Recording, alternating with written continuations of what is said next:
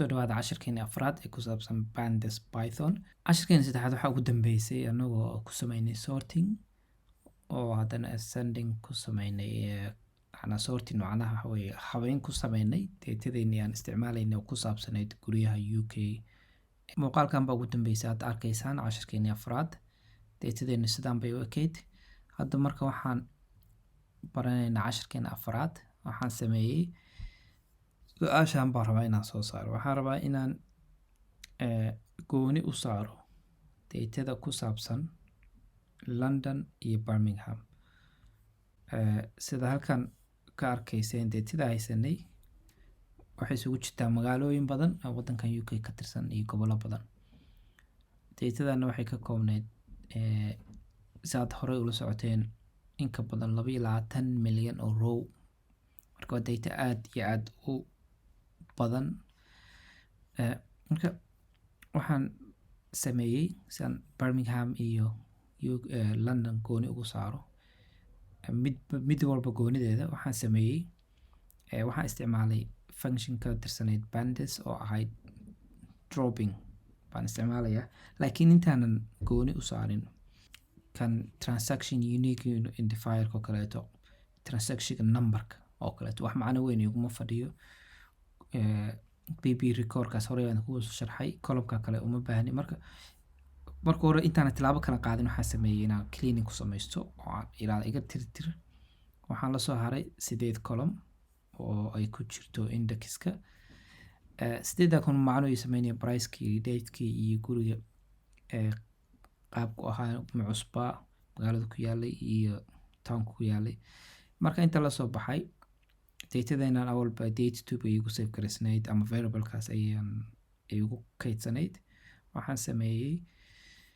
Waxaan sameynayaa date 2 CSV waxa weeye rowgan ama line-kan wuxuu qabanayaa export buu igu sameynayaa oo hadda desktop-kayga ayuu ku save gareynayaa.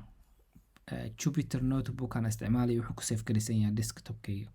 Marka hadda folder adigu isticmaalisay folder kugu sameynaya kugu save gareynaya isku meel meesha Jupyter Notebook aan ku save gareysan yahay ku save gareynaya. Marka export iyo kaleeto way 2 hadda aragtay 2 CSV format CSV igu export garee baan sameeyay. Kadibna waxaan haddana halkan waxaan sameynayaa importing baa ku sameysan ama reading baa ku sameysanayaa. Datada hadda export gareeyaa reading ku sameeyay data FC waa ujeedaan. Marka kana waa exporting kana waa importing. Waxaan ka wato waxa weeye inaan datadii hore ama maalmihii hore isticmaalayay, casharadii hore isticmaalayay inaan dib u isticmaalo ma rabo. Waxaan rabaa datadan yarta aan clean gareystay weli waa badan tahay 22 milyan iyo 400 kun way, laakiin way ka badneyd awal 22 milyan iyo waxay ahayd 800 kun baan malaynaya. Marka xoogaa baan clean gareeyay intaas hadda save gareystay column-yaa tirtiray. Marka datadan hadda kadib tanaa isticmaalayaa xoogaa yar ka fudud. Marka waa soo import gareeyay. Haddana waxaan tusayaa sida u eg tahay 22 milyan 480 intaas row bay ka tirsan tahay. Column-yadii aan u baahnayn waa la iga tirtiray. Column-yada clear aan rabo bes baa kuwan waa index aan fiirin, laakiin intaan waa inta macnaha ay sameynaysaa. Okay, su-aasheenii ahayd sidee marka Birmingham kaliya gooni ugu saaraa baa hadda u gudaynaa. Waxaan sameynayaa wax la yiraahdo waxaan sameeyay variable-kan ayaa la baxay. Waxaan u bixiyay data waxaan u sugaamiyay Birmingham BRM. Kadib waxaan isticmaalayaa drop function hore soo aragteen. df waa datadeen df igu save gareysan tahay iyo variable-ka la dhaho. Haddana location log casharadeenii hore Python-kiya ku soo baranay. Kadibna waxaan leeyahay town-ka iyo city-ga oo column-kan ah hadduusan la mid ah calaamadda la mid ahayn weeye Python-ka ayaa ku soo baranay. Birmingham wixii aan Birmingham la mid ahayn oo dhan dropping igu sameeya iga tirtir wey. Marka kadib marka intaas sameeyay waa kana hadda waxaan arkaynaa inay ii soo hartay intii Birmingham magaalada Birmingham guryihii Birmingham kaliya ku yaalay waxay noqdeen isa arkaysaan 330,000 oo guri ka badan. Marka awal 20 milyan bay ahayd, Birmingham kaliya kala soo baxay. Marka sidaan ayaa loo sameeyaa haddaad rabtid. Su-aasheeni taasaa kaga jawaabnay. London sidoo kale sameeyey. Marka halkan waxaan sameeyey wax kale ma sameynay sorting, inaan guryaha price-ka si uu kala sareeyo aan sorting ku sameeyo. Marka guriga ugu qaalisanaa ee Birmingham ku yaalay oo la kala gatay horeyna oo soo aragnay, haddana waa kan.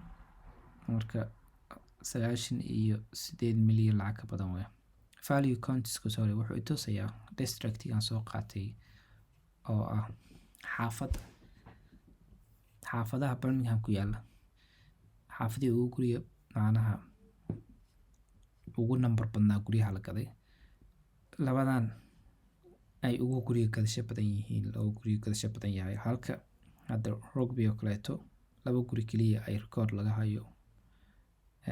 Coventry oo kaleeto 10 guri laga hayo.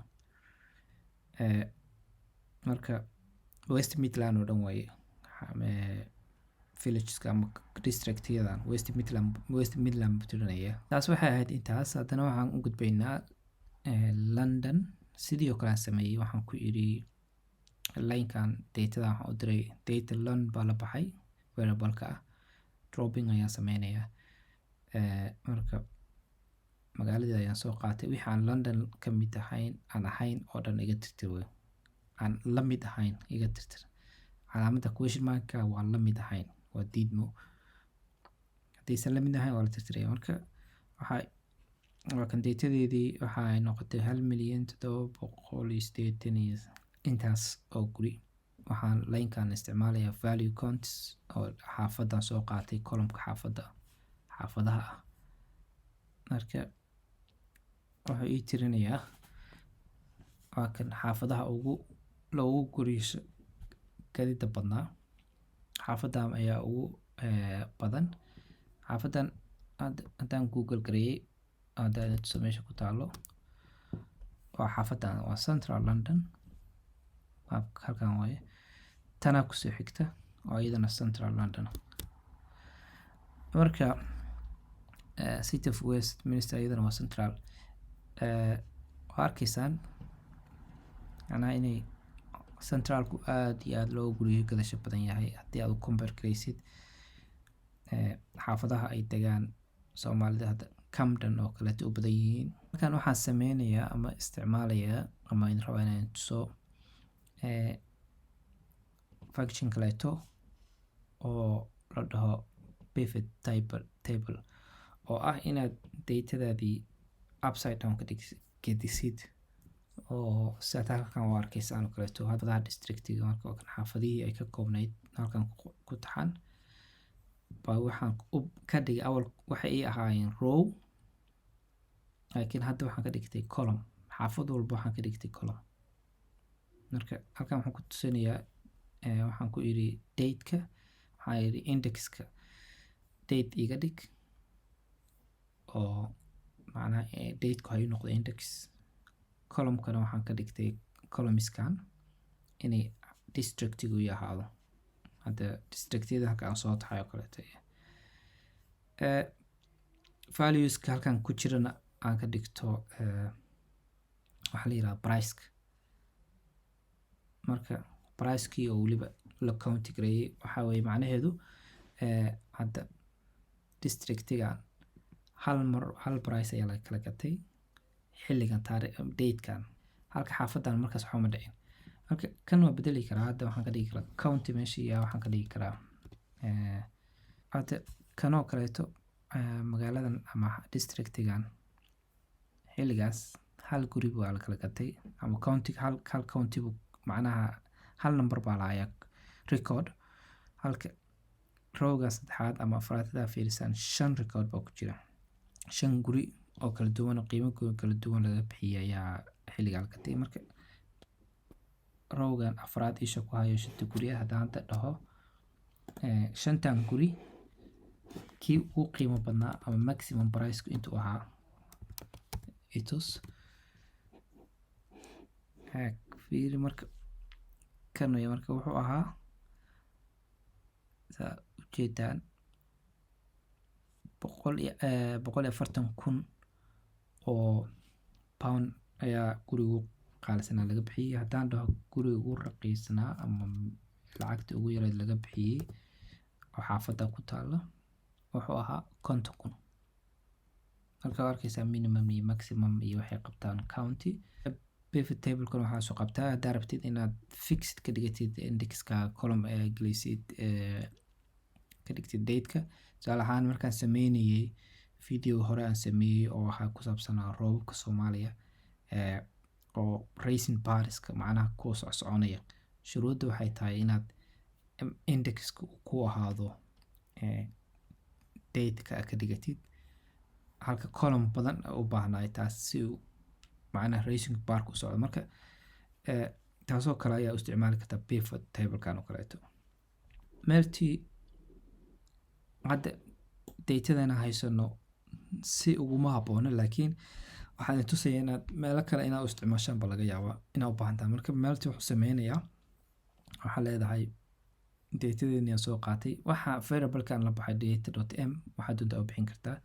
daytadeena hadda waxay noogu soo fikiraysnay data London baa soo qaadanay aan usoo gaabiyey .melt waa function kaleeto. marka waxaan ka wadaa IDVRs-kaas waxa weeye waxaa ila mid dhigtaa kuwaa rabtid inaad fixed ka dhigtid aad rabin inaad wax ka bedeshid oo mar walba fixedka ku ah. sida hadda columns-kan oo dhan waxa ay fixed iga dhig. hadda saa arkaysaan date-kii, magaaladii, xaafadii, country-gii, type-kii waxa oo dhan waxaan ku yidhi fixed iga dhig. waxaan kaloo idhi variable-ka